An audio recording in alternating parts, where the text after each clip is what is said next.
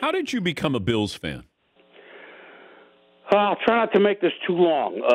The first part of the equation is the AFL. Okay, Dan? So I grew up at Shea Stadium with the Jets. Dad, season tickets, two young boys, 9 and 7, 64. They moved to Shea Stadium, the World's Fair. We got tickets, name it, 65, etc. The Bills, as a 9 and 10-year-old, were the first champ of my league. So, you know, as you're a young kid, you know who's, like, good and who's not, right? So there was a soft spot from then. They were the first champs that I remember. And oddly enough, they could have played in the first Super Bowl if they had won 3 in a row, but the Chiefs beat them. I mean, it's just a little, I mean, it has nothing to do with Sunday, but it's a little footnote. And then fast forward, which you and I probably talked about in the days, and I used to go to a lot of training camps, 10, 12 of them, you know, one day here, one day there. It's not like baseball. I mean, you're traveling, blah, blah. It was the last of 12 teams that I saw at 88, and I'm not Bill Poley, and I'm not anyone. I can't stand on the sideline and tell you in a day what you have. But this team looked like the best that I saw, and they were 7 and 8 the year before. And here's Jim Kelly throwing, and rookie Thurman Thomas, and Bruce Smith was the number 1 pick, and Cornelius Bennett they traded for, and Andre Reed, et cetera, et cetera. I picked them for the Super Bowl, Dan. I just, you know, I am the Swami. I throw things. I throw things out there, and some of them stick, right? And now they did get to the championship game off of 7. Everyone said, "What are you, nuts?" They started 4-0, et cetera. Well, I went up to cover them, and I know this is an answer longer than you want, but I went up to cover them before their first playoff game, which was against Houston in Glanville. Not the Frank Reich game, but another one. And Glanville wasn't coaching them in that game. But I get ready to leave to go back to the airport, and I get to the airport at whatever, 7:30 for the flight to Hartford. And there's a couple TV cameras. There's Bill Polian.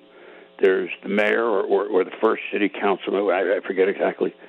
And they hastily, stop me and present me the key to the city. Now, all I did was predict their football team. Yeah. But the folks in Buffalo, as you know, their national punchline, "Oh, is it snowing?"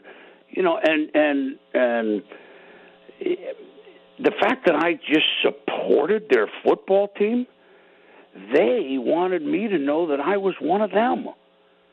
And so you can't turn down that kind of love. In my 41 years at ESPN, I mean, that's as far as, a fan base from afar. I mean, that's something. It's rewarded me to this day. And, of course, with that team, I mean, I keep in touch with all of them. But did you catch any grief from management at ESPN that you were, I guess, openly rooting for a team? I mean, you had fun with it, but nobody circles the wagons like the Buffalo Bills. You also, love the Niners as well. I didn't know if management said, let's try to be unbiased here.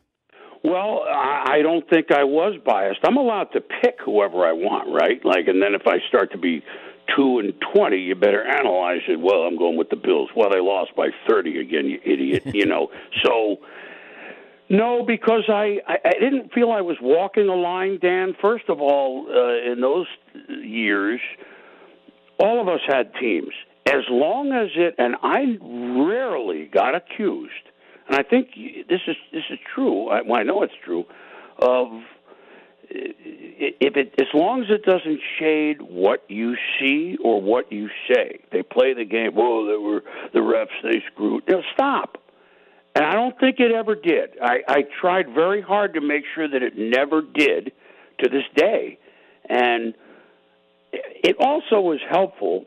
San Francisco was kind of a non-thought. The Niners, until they won with Montana, they were not a national team at all.